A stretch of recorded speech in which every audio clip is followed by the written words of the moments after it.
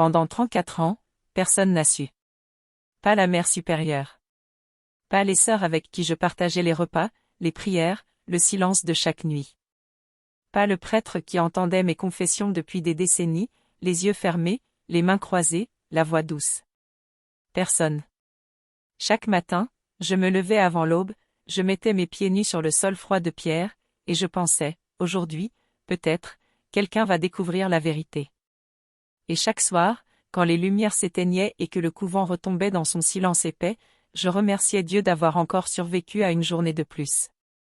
Une journée de plus sans que mon visage se trahisse. Sans que ma voix tremble au mauvais moment. Sans que quelqu'un regarde dans mes yeux et voie ce que j'y cachais depuis l'âge de 18 ans. Même aujourd'hui, j'ai peur. J'ai 82 ans. Mes mains tremblent, regardez, elles tremblent en ce moment même, je ne peux pas les arrêter. Ma voix n'est plus ce qu'elle était. Et pourtant, ce matin, en ouvrant les yeux dans le noir à 4 heures du matin, j'ai compris que je ne pouvais plus attendre. Que si je partais sans avoir parlé, je partirais brisé. Que Dieu m'attendait peut-être avec cette question précise, cette seule question, que je n'ai jamais su répondre honnêtement à personne. Je suis entrée au couvent à 19 ans. Mais je n'étais pas celle que tout le monde croyait. Et aujourd'hui, avant de mourir, je dois enfin parler. Je m'appelle Marguerite. Enfin, c'est le prénom que j'ai choisi quand j'ai prononcé mes vœux. Avant ça, j'étais Élise. Élise Renard. Une fille de Bourgogne, née dans un village si petit qu'il n'existait même pas sur toutes les cartes. Un village où tout le monde se connaissait, où les secrets circulaient comme l'eau entre les pavés, et où la honte se transmettait de génération en génération comme un héritage qu'on ne demande pas mais qu'on reçoit quand même. Mon père était agriculteur. Un homme silencieux, dur, qui exprimait son affection par le travail et sa colère par l'absence. Ma mère était une femme profondément religieuse, la messe tous les matins, le chapelet tous les soirs, les neuvaines pour chaque occasion heureuse ou triste. C'est elle qui m'a appris à prier. C'est elle qui m'a appris, très tôt, que Dieu voit tout. Cette phrase « Dieu voit tout » a hanté toute ma vie. Je ne savais pas encore, enfant, à quel point elle allait peser. J'étais la deuxième de 4 enfants. J'avais une sœur aînée, Françoise, qui avait hérité de la beauté tranquille de ma mère. 2 frères cadets, bruyants et libres. Et moi, différente. Intérieure. Je vivais dans ma tête, je lisais trop, je posais des questions que les adultes évitaient. Le curé du village m'avait dit une fois, en me posant la main sur l'épaule après le catéchisme, « Tu as une âme qui cherche, Élise. Prends garde à ne pas la perdre en chemin. » Je n'avais pas compris ce qu'il voulait dire.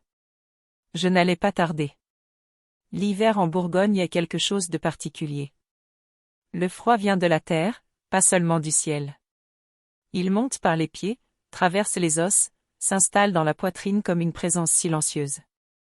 Nos fenêtres gelaient de l'intérieur. Le matin, la buée de notre souffle formait de petits nuages dans les chambres. Et pourtant, je me souviens de ces hivers avec une tendresse que je n'explique pas complètement, parce que c'était le moment où ma mère nous lisait des histoires près du poêle, où l'odeur du pain réchauffait la maison, où même mon père semblait moins lointain.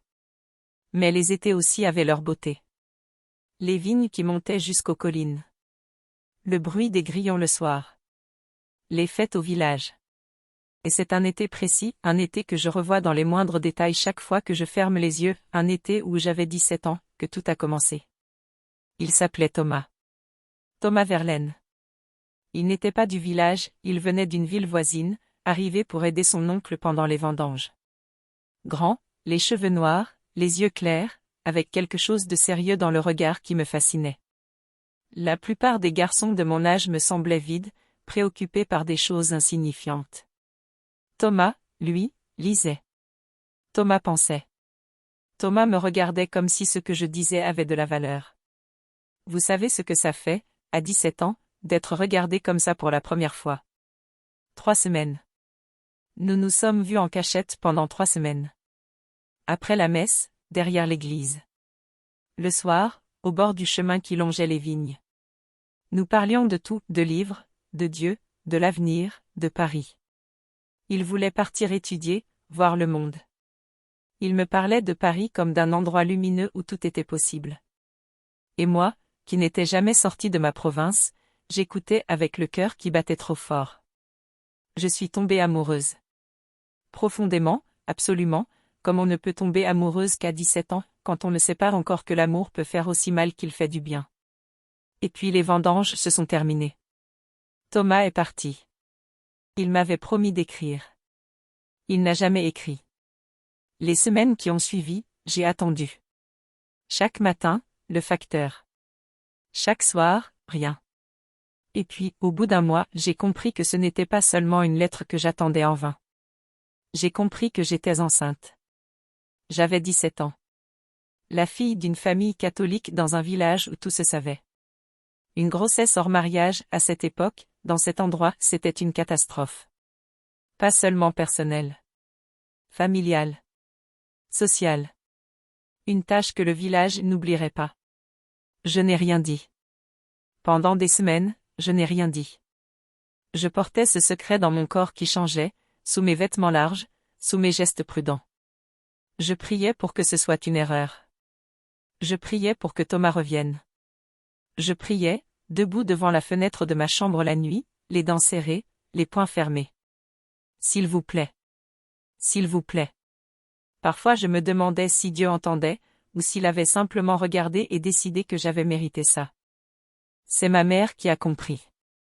Un soir de novembre, la lumière jaune de la lampe, l'odeur de soupe sur le feu, elle m'a regardé d'une façon que je ne lui avais jamais vue. Un regard qui n'était pas de la colère, pas encore, mais quelque chose de plus profond et de plus douloureux. Elle m'a pris les mains. Elle m'a demandé. Et j'ai éclaté en larmes. Ce qui s'est passé ensuite, je n'en ai jamais parlé à personne. Pas en 34 ans de couvent. C'est le cœur du secret. C'est la vérité que je croyais emporter dans ma tombe. Ma mère a tout organisé en silence. Avec une efficacité froide qui m'a terrifiée, parce que je ne lui avais jamais connu cette façon d'être, cette façon de transformer la douleur en logistique. Elle a contacté une cousine éloignée qui vivait à Lyon. Elle a expliqué, quoi exactement, je ne l'ai jamais su. Cette cousine a accepté de m'accueillir. Mon père a été mis au courant. Il n'a pas dit un mot. Il ne m'a pas regardé pendant 3 jours entiers. Et puis, le matin où je suis partie avec ma valise, la petite valise en carton marron que ma mère avait préparée en silence la veille, il m'a simplement dit, sans me regarder, les yeux fixés sur la fenêtre, « Reviens propre ». 2 mots. Reviens propre. Ils m'ont accompagné toute ma vie. Dans les moments les plus difficiles, dans les nuits les plus longues, c'est encore ces 2 mots que j'entends en premier. Je suis partie à Lyon en décembre. J'ai vécu chez cette cousine, une femme sèche et efficace qui n'aimait ni les questions ni les sentiments, jusqu'au mois de mars. Et le 17 mars, un matin avec une lumière froide derrière les rideaux et une odeur d'éther qui me collait à la gorge, j'ai donné naissance à un garçon. Je l'ai tenu dans mes bras pendant quelques minutes. Quelques minutes seulement. Il était petit, rougeaud, les poings serrés. Sa façon de respirer me semblait miraculeuse, ce bruit régulier, cette vie minuscule qui existait là, dans mes bras, réelle et fragile. Je l'ai regardé. Je lui ai murmuré son prénom, le seul cadeau que j'ai pu lui donner. Tu t'appelles Gabriel. Et puis on me l'a pris. La cousine avait tout arrangé. Une famille. Des gens bien, m'avait-elle dit. Des gens qui ne pouvaient pas avoir d'enfants. Je n'ai jamais su leur nom. Je n'ai jamais su dans quelle ville ils vivaient. Je suis rentrée chez mes parents 2 semaines plus tard, vide comme une maison dont on aurait retiré tous les meubles. Personne n'a rien dit. Ma sœur, mes frères, ils n'ont jamais su. On leur avait dit que j'étais allée aider des parents à Lyon après une maladie. La vie a repris son cours. En apparence. En apparence seulement. Je ne suis plus jamais redevenue Élise Renard après ça. Ce qui est revenu de Lyon, c'était une enveloppe vide avec mon visage dessus. Je fonctionnais. Je mangeais, je dormais, j'aidais au champ, j'allais à la messe. Mais intérieurement, c'était le désert. Un désert traversé en permanence par une seule question, où est-il? Est-ce qu'il va bien? Est-ce qu'il cherche sa mère? J'avais 18 ans et je me sentais vieille comme le monde. C'est dans cet état que j'ai commencé à passer davantage de temps à l'église. Non pas parfois, pas au début, mais parce que c'était le seul endroit où le silence ne me faisait pas peur. Où on pouvait pleurer sans que personne demande pourquoi. Où, devant Dieu, je n'avais pas besoin de faire semblant. Mais même là, même à genoux dans l'église, je sentais quelque chose d'étrange. Comme si la statue du Christ me regardait différemment des autres. Comme s'il savait. Comme si la lumière des cierges tremblait d'une façon qui n'était pas le vent. Je sais que c'est la culpabilité qui parlait. Je le sais. Mais à 18 ans, dans cet état, la frontière entre la culpabilité et le châtiment divin est très mince. Le curé, le même qui m'avait dit que j'avais une âme qui cherche, a remarqué ma présence de plus en plus régulière. Il m'a parlé de vocation. De la vie contemplative. De femmes qui avaient trouvé dans le couvent non pas une fuite mais un chemin. Moi, qui n'avais plus aucun chemin, j'ai entendu ces mots comme une porte qui s'ouvrait. À 19 ans, j'ai demandé à entrer au couvent des Carmélites, à 2 heures de chez moi. Mes parents ont accepté, ma mère avec un soulagement que je n'ai compris que des années plus tard. Mon père sans rien dire. En franchissant la porte du couvent pour la première fois, j'ai pensé, ici, au moins, je pourrais me cacher. Ce n'est pas une belle raison d'entrer dans les ordres. Je le sais. Je l'ai toujours su. Et c'est une des choses qui m'a rongé pendant 34 ans. Le couvent. Si vous n'avez jamais vécu dans un couvent, il est difficile d'expliquer ce que c'est.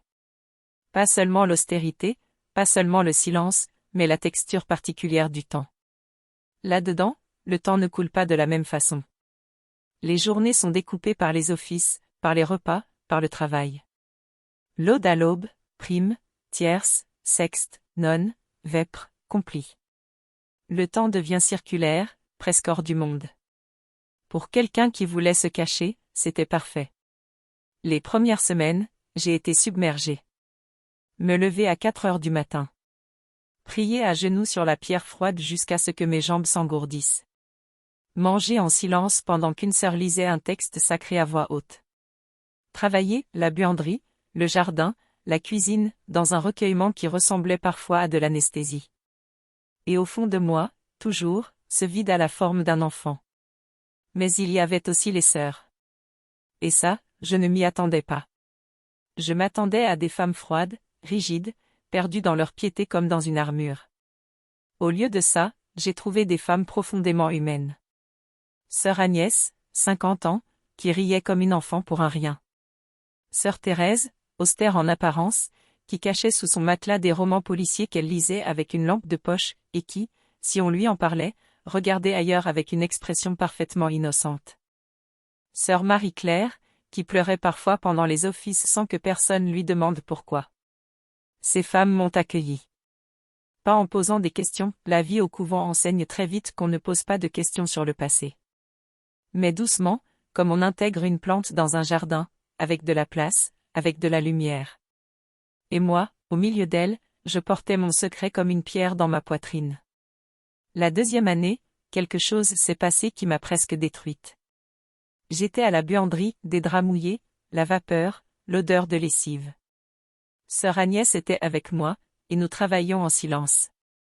Et puis, sans raison particulière, elle a demandé, pas à moi, à voix haute, comme une pensée qui s'échappe, je me demande parfois ce qu'il est devenu, mon neveu. Je l'ai quitté quand il avait 2 ans. Elle a dit ça comme ça. Et quelque chose en moi s'est fissuré. Pas parce qu'elle avait découvert quoi que ce soit. Elle ne savait rien. Mais parce qu'entendre quelqu'un dire en voix haute ce que je pensais en silence tous les jours, je me demande ce qu'il est devenu, c'était comme si ma propre pensée avait été lue. Comme si Dieu, une nouvelle fois, me rappelait que je n'étais pas quitte. J'ai continué à tordre les draps. Mes mains ne tremblaient pas, j'avais appris à ne pas trembler en surface. Mais à l'intérieur, c'était le chaos. Chaque confession me détruisait un peu plus. J'avais consacré ma vie à Dieu, mais mon passé me poursuivait. Chaque semaine, je me confessais. Si vous avez été élevé dans la foi catholique, vous savez ce qu'est la confession. Ce moment derrière le grillage, la voix basse, les fautes énumérées.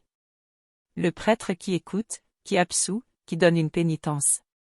Chaque semaine, je me confessais. Et chaque semaine, je mentais. Pas par des mensonges directs, par omission. Je parlais de mes petits manquements quotidiens, pensées distraites pendant la prière, impatience, petite vanité. Je ne parlais jamais de Gabriel. Je ne parlais jamais de Thomas. Je ne parlais jamais de ce mois à Lyon, de ces quelques minutes avec un enfant dans les bras, de ce prénom murmuré une seule fois avant qu'on me l'arrache. Et chaque fois que le prêtre disait Ego te absolvo, je te pardonne, je savais que ce pardon ne me touchait pas. Parce que je n'avais pas dit la vérité. Parce que l'absolution que je recevais était construite sur un silence. Parfois, pendant les offices, j'avais l'impression que Dieu me regardait différemment des autres. Que les autres sœurs priaient et que leurs prières montaient droit, claires, comme de la fumée dansant dans l'air froid. Et que les miennes s'arrêtaient quelque part avant d'arriver. Bloquées par quelque chose que je portais et que je refusais de nommer. Je demandais pardon chaque jour. Mais certains secrets ne meurent jamais. Le silence est devenu ma prison. 5 ans après mon entrée au couvent, j'ai reçu une lettre. Je ne sais pas comment ils avaient trouvé mon adresse. L'enveloppe était banale, une écriture que je ne reconnaissais pas. Et à l'intérieur, quelques lignes seulement. C'était la famille adoptive de Gabriel. Il m'écrivait pour me dire qu'il allait bien. Qu'il avait 5 ans. Qu'il aimait les trains et les chiens. Qu'il lui dirait, quand il serait grand, qu'il était adopté. Qu'ils espéraient, si un jour il voulait chercher ses origines, pouvoir faire appel à moi. Ils avaient joint une photographie. Un petit garçon aux cheveux noirs. Les yeux clairs. Cette façon de tenir la tête légèrement penchée que Thomas avait quand il écoutait. Je me souviens que j'ai regardé cette photographie si longtemps que la bougie sur ma table s'est consumée entièrement et que je me suis retrouvée dans le noir sans m'en être aperçue. Mes mains ne bougeaient plus. Je ne pleurais même pas, c'était au-delà des larmes. C'était quelque chose de plus profond, quelque chose qui ressemblait à de l'asphyxie. Et puis j'ai entendu des pas dans le couloir. Des pas qui se rapprochaient. Une sœur, ses sandales sur la pierre, ce bruit particulier que je reconnaissais entre mille. Elle s'est arrêtée devant ma porte. Un silence. Et puis elle est passée. J'avais retenu ma respiration pendant tout ce temps sans m'en rendre compte. Cette nuit-là, j'ai pris la décision la plus lâche de ma vie. J'ai plié la lettre. J'ai pris la photographie. Je les ai portées jusqu'à la petite cour intérieure, sous la pluie froide de novembre, et je les ai brûlées dans le feu qu'on utilisait pour les feuilles mortes du jardin. J'ai regardé le coin de la photographie se recourber et noircir. J'ai regardé le visage de Gabriel disparaître dans la fumée. Et j'ai répondu une seule ligne, le lendemain matin, d'une main que je forçais à être stable en demandant qu'on ne me contacte plus jamais. Que ce chapitre de ma vie était fermé. Que sœur Marguerite n'avait pas de fils. Je ne sais toujours pas si j'ai fait ça par force ou par faiblesse. Peut-être les deux. La peur que tout s'effondre, le couvent, les vœux, l'identité de Marguerite que j'avais construite patiemment sur les ruines d'Élise. Ou peut-être simplement la peur. La peur toute nue, sans nom ni raison. Ce qui est certain, c'est que le lendemain matin, à l'Aude, ma voix ne tremblait pas. Et personne n'a rien su. Personne ne devait savoir. Les années ont passé. 1 an. 5 ans. 10 ans. Et avec elles, une façon particulière de vivre avec le secret. Une organisation intérieure que j'avais construite comme on construit une digue, pas pour supprimer l'eau, mais pour la contenir. Chaque matin, avant de me lever, je me disais, aujourd'hui, je suis Marguerite. Aujourd'hui, c'est suffisant. Et chaque soir, avant de fermer les yeux, je pensais à lui une seule fois, brève, comme on touche une blessure pour vérifier qu'elle est encore là, et puis je fermais cette porte-là jusqu'au lendemain. Mais il y avait des moments où la digue se fissurait. Un enfant dans le village, quand nous sortions parfois pour des services communautaires, un petit garçon aux cheveux noirs, et mes mains se mettaient à trembler à l'intérieur de mes manches sans que personne le voie. Une conversation entre sœurs sur les familles qu'elles avaient laissées derrière elles, et moi qui gardais les yeux baissés, qui remuais les lèvres comme si je priais. Des nuits entières à fixer le plafond de ma cellule, il a 7 ans. Il est à l'école. Il a peut-être un chien, il aimait les chiens.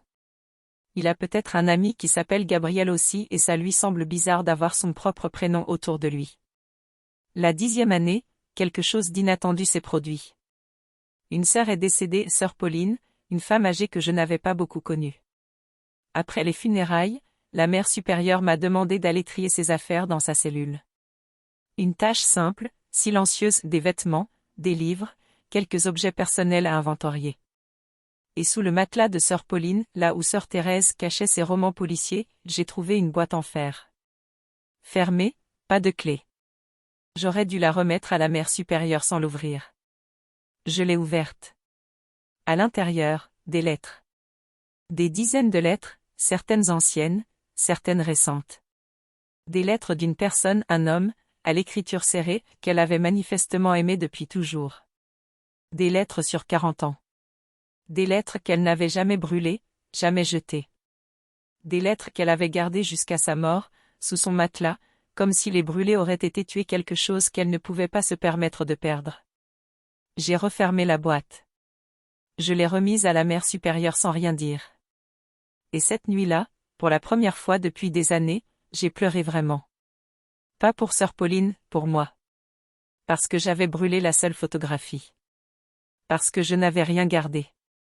Parce que contrairement à sœur Pauline, qui avait eu la sagesse ou le courage de conserver au moins les mots « moi », j'avais tout détruit. Et il n'y avait rien sous mon matelas. Rien. Que le silence. Le silence est devenu ma prison. La vie au couvent a une façon particulière de vous façonner.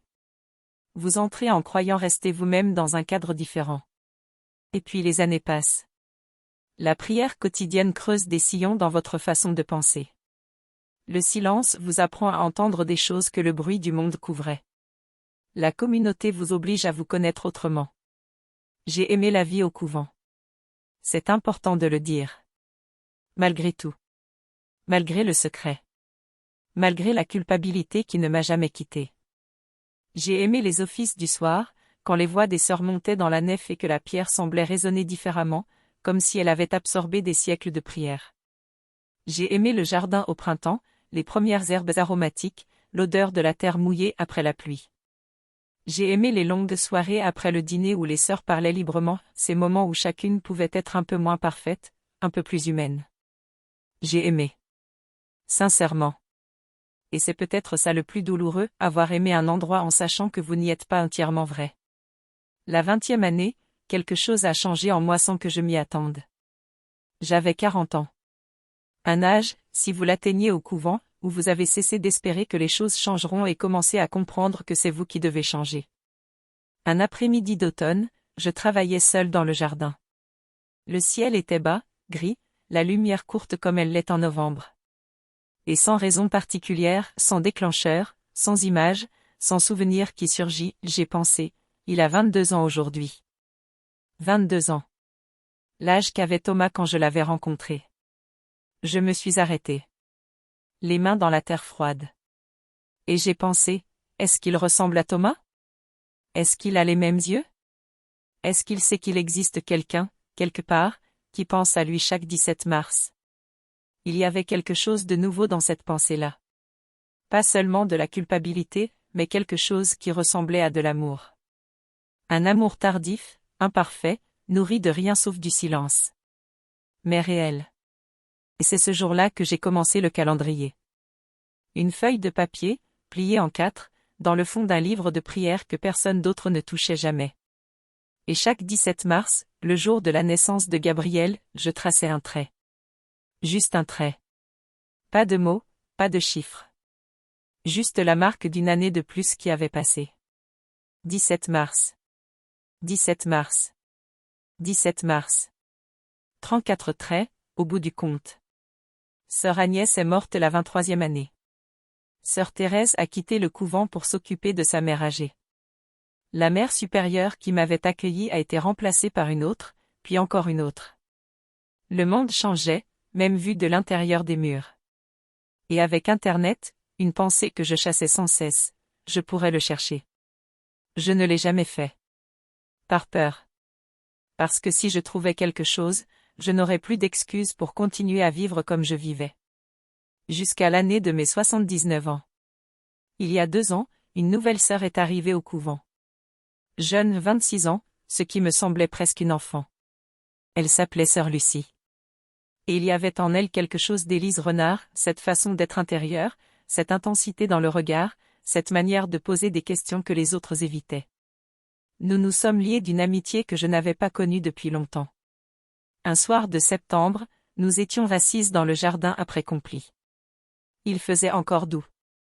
Elle m'a demandé, avec la franchise directe que j'aimais et craignais en elle, « Sœur Marguerite, est-ce qu'il vous arrive de regretter quelque chose de votre vie avant ?» J'ai mis longtemps à répondre. J'ai dit, « Tout le monde regrette quelque chose, ma sœur. » Elle a attendu. Elle savait qu'il y avait autre chose. J'ai dit, « Il y a des choses qu'on ne peut pas réparer. » Qui ne vous lâche pas. Elle n'a pas poussé davantage. Mais dans ses yeux, j'ai vu qu'elle avait compris qu'il y avait quelque chose de plus grand. Et cette nuit-là, de retour dans ma cellule, j'ai pleuré comme je n'avais pas pleuré depuis des années. Passé à 2 doigts de dire la vérité. Et reculé, encore. Le médecin m'a dit, il y a 3 mois, que mon cœur n'était plus très solide. Des mots techniques que j'ai à moitié écoutés. Ce que j'ai retenu, je n'ai plus beaucoup de temps. J'ai remercié le médecin avec un calme qui l'a surpris. J'ai remercié Dieu, sincèrement, d'avoir eu la grâce de vieillir. Et puis j'ai pensé à Gabriel. Seulement à lui. Pendant des jours. Il a 42 ans aujourd'hui. Il est quelque part dans le monde, peut-être à Paris, peut-être ailleurs. Il a peut-être des enfants. Une maison. Un métier qui le rend heureux ou qu'il supporte. Il a peut-être quelqu'un qu'il aime vraiment. Et peut-être, c'est la pensée qui ne me lâche plus depuis 3 mois, peut-être qu'il a cherché. Peut-être qu'un jour il a demandé à sa famille adoptive. Peut-être qu'on lui a montré ma réponse froide d'une ligne. Peut-être qu'il a lu, Sœur Marguerite n'a pas de fils. Et peut-être qu'il a refermé cette porte-là en pensant que sa mère biologique l'avait rejetée une 2e fois. Cette pensée, elle me détruit. Complètement. Elle me détruit plus que n'importe quoi d'autre dans cette histoire. Il y a une chose que je n'ai dite à personne. Une chose que je dois dire maintenant. Quand on m'a pris Gabriel, dans cette chambre grise à Lyon, ce matin de mars, je portais une médaille autour du cou. Une petite médaille de la Vierge que ma mère m'avait donnée à ma première communion. Je la portais depuis l'âge de 7 ans. Elle était chaude, usée, dorée sur les bords. Avant qu'on l'emmène, j'ai eu le temps de faire une seule chose. J'ai ôté la médaille. Je l'ai glissée dans les plis du linge qui l'enveloppait, tout contre lui, contre sa peau encore chaude de ma chaleur. Je ne sais pas si la famille adoptive l'a trouvée. Je ne sais pas si Gabriel l'a eue. Je ne sais pas si elle existe encore, quelque part. Mais si elle existe, si par miracle elle est encore quelque part dans le monde, dans un tiroir, dans une boîte, dans le fond d'un sac oublié, alors il y a une chose gravée à l'arrière. Ma mère avait fait graver mon prénom quand elle me l'avait donné. Juste un prénom. Élise. Si jamais il cherche. Si jamais quelqu'un trouve ces mots et sait comment les lui transmettre. Ce prénom, Élise, c'est moi. C'était moi avant tout le reste. Avant le couvent, avant les vœux, avant Marguerite. Avant le silence. Élise Renard. Bourgogne. Née en 1942. C'est tout ce que je peux lui donner maintenant. 42 ans trop tard. Dieu connaissait déjà la vérité. Il la connaissait depuis le début. Et peut-être, c'est ce que j'essaie de croire dans ces derniers mois, peut-être que la miséricorde est plus grande que la faute. Que le pardon n'attend pas d'être mérité. Qu'on peut arriver devant Dieu brisé, avec 34 ans de mensonges dans les mains, et que ça peut suffire quand même. Je ne sais pas si je crois ça vraiment. Ou si c'est ce que je veux croire parce que c'est tout ce qui me reste. Ce que je sais avec certitude, avec une clarté que la vieillesse donne parfois quand elle enlève le superflu, c'est que le silence m'a protégée et qu'il m'a détruite. En même temps. Avec la même force.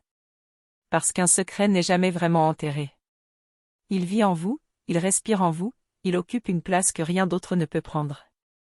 Et cette place-là, vous la portez toute votre vie comme un creux dans la poitrine, un endroit où quelque chose d'important aurait dû être et n'a jamais pu l'être. Demain matin, je me lèverai avant l'aube. Je mettrai mes pieds nus sur le sol froid de pierre, ce sol que je connais par cœur, chaque fissure, chaque irrégularité. Je dirai l'aude avec les sœurs, cette prière que j'ai dite des milliers de fois et qui, chaque fois, me surprend encore un peu. Et peut-être que pour la première fois depuis longtemps, je n'attendrai pas, au fond de moi, que quelqu'un vienne me découvrir. Parce qu'il n'y a plus rien à découvrir. Gabriel. Mon fils. Il y a une chose que je voudrais qu'il sache, une seule chose, si tout le reste s'efface, je n'ai pas oublié. Jamais. Pas un seul jour. 34 traits sur une feuille de papier. 34-17 mars. 34 ans à porter ton prénom dans un silence que personne d'autre n'entendait. Le silence m'a protégée. Mais il m'a aussi détruite. Après 34 ans, je suis enfin libre.